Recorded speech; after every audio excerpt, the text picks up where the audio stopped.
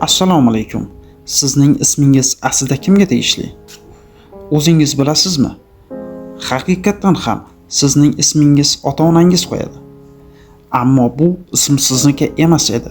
U kimgadir, eski qarindoshingiz yoki shunchaki chiroyli eshitadigan ism bo'lishi mumkin edi. Endi savol, agar ismingiz boshqacha bo'lganda hayotingiz ham boshqacha bo'larmidi? Ko'pchilik o'z ismini ajrata olmas qismi deb biladi. Lekin bu shunchaki bir belgi.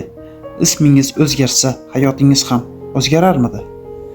Ba'zi insonlar o'z ismlariga mos yashashga harakat qiladi. Masalan, ba'zi ismlar jasoratli, ba'zilari esa sokinlikni anglatadi. Agar bugun yangi ism tanlash imkoniyati bo'lsa, qaysi ismni tanlagan bo'lar edingiz?